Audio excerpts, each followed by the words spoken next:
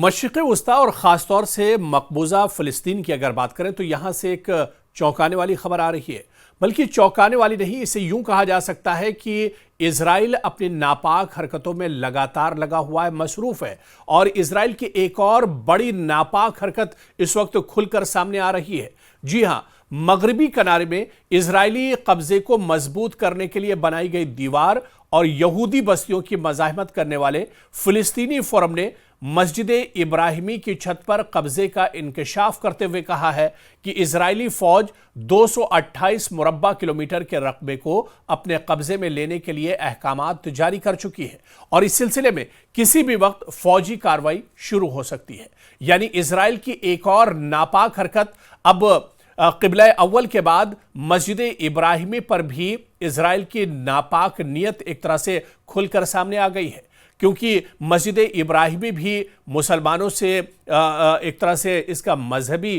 رشتہ ہے اور کہیں نہ کہیں مسلمانوں کے نزدیک یہ بہت ہی اہمیت کے حامل مسجد مانی جاتی ہے، اور اب اس مسجد ابراہیمی کی چھت پر قبضہ کرنے کا بڑا انکشاف ایک طرح سے سامنے ہوا ہے، اور لگاتار آپ کو بتا دیں کہ اسے قبضے میں لینے کو لے کر احکامات بھی جاری کیے جا چکے ہیں، اور اس سلسلے میں کسی وقت بھی فوجی کارروائی ایک طرح سے شروع ہو سکتی ہے، کیونکہ مسجد ابراہیمی جہاں پر بنی ہوئی ہے یہ علاقہ دراصل اب اس کا زیادہ تر حصہ اسرائیل کے قبضے میں ہے۔ حالانکہ ابھی بھی مسلمان اس مسجد کے کچھ حصے میں نماز ادا کرتے ہیں، اپنی عبادت کرتے ہیں، لیکن آنے والے دنوں میں مسلمانوں سے یہ مسجد بھی ایک طرح سے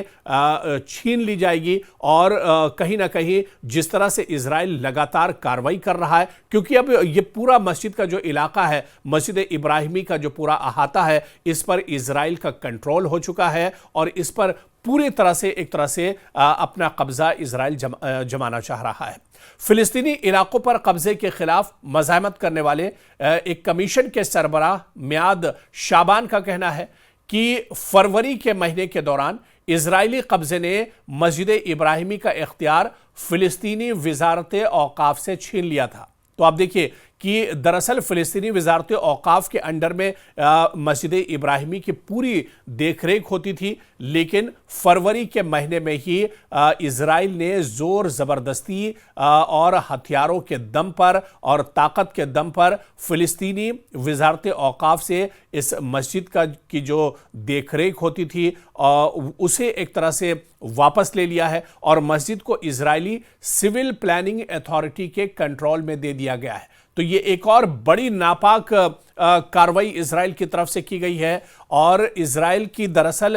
پورے فلسطین پر ہی نیت خراب ہے، اور اسی وجہ سے اب غزہ پر پورا کنٹرول اسرائیل حاصل کرنا چاہ رہا ہے، اور اس کے بعد فلسطین کے دوسرے جو علاقے ہیں ان پر بھی اسرائیل کی نیت ٹھیک نہیں ہے، کیونکہ لگاتار پورے فلسطین اور پورے مشرق وسطی پر اپنا قبضہ اسرائیل جمانا چاہتا ہے، اور یہی ایک مقصد بھی ہے اسرائیل کا۔ گریٹر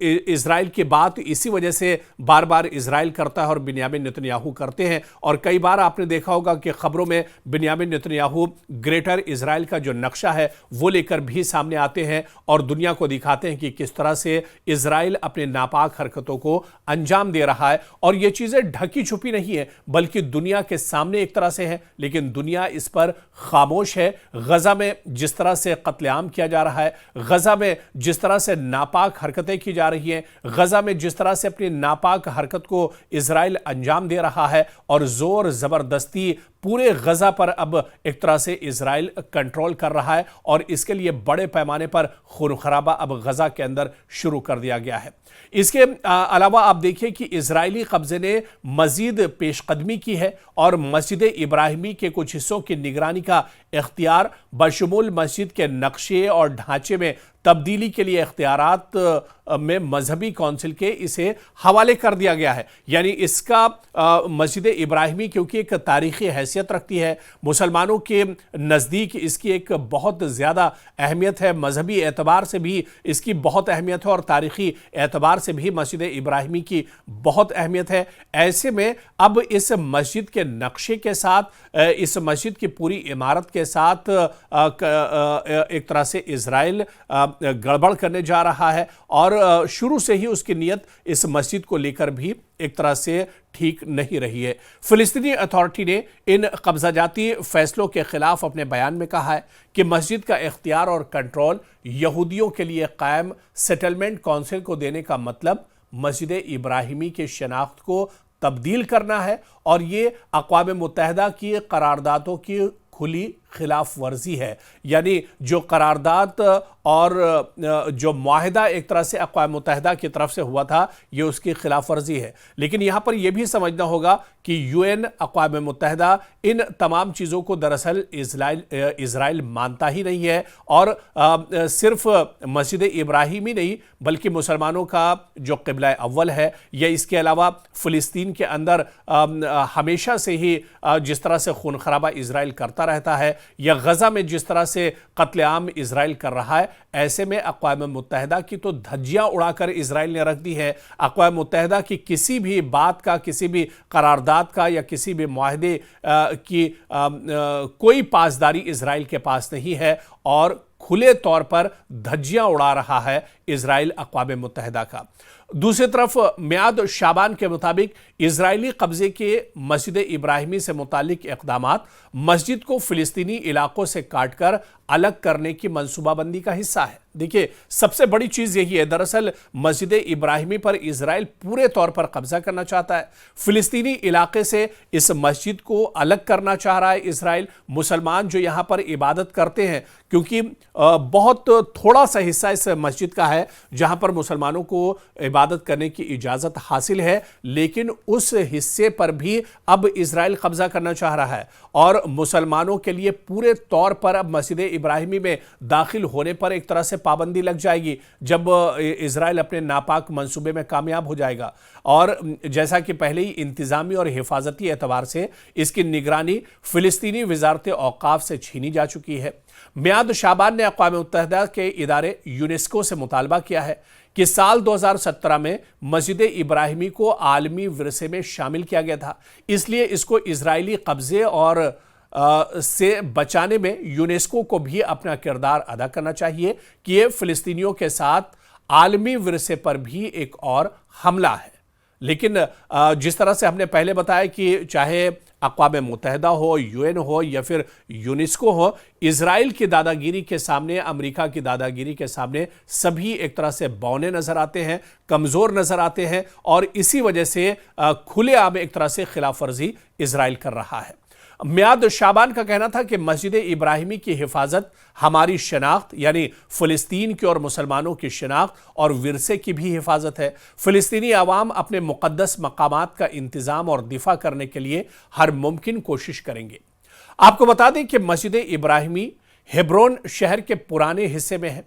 اس آبادی میں 400 یہودی آبادکاروں کو بسایا گیا ہے۔ آپ دیکھیں کہ یہ پورا فلسطین کا حصہ ہے، لیکن ہیبرون کے اس علاقے میں بھی اب پورے طرح سے اسرائیل کا کنٹرول ہے، اور ہیبرون شہر پر 400 فلسطینی خاندانوں کو بسا دیا گیا ہے، جہاں پر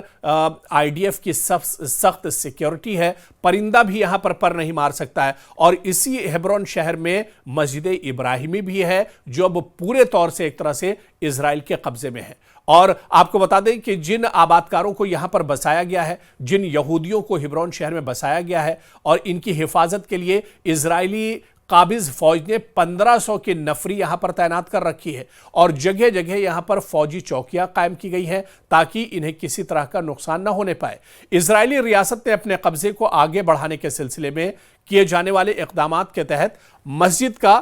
63% حصہ یہودیوں کے لیے مختص کر دیا ہے، جبکہ مسلمانوں کی دسترس صرف 37% حصے تک محدود رکھی گئی ہے۔ یعنی آپ دیکھیں کہ موجودہ وقت میں بھی صرف مسجد کا 1/3 جو ہے وہ مسلمانوں کے پاس ہے، بلکہ 2 حصے مسجد کے جو ہیں وہ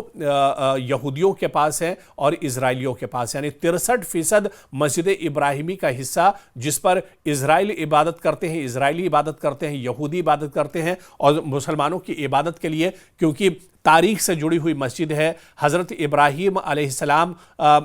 کی تاریخ سے جڑی ہوئی یہ مسجد ابراہیمی ہے، انہی کے نام پر ہے، اور اس مسجد کا صرف 1/3 یعنی 37% حصہ جو ہے وہ مسلمانوں کی عبادت کے لیے ابھی تک مخصوص تھا، لیکن اب اس پر پورے طور سے اسرائیل ایک طرح سے کنٹرول کرنا چاہ رہا ہے، اور اسی وجہ سے اپنی ناپاک حرکتوں کو لگاتار اسرائیل انجام دے رہا ہے۔ آنے والے دنوں میں، کیونکہ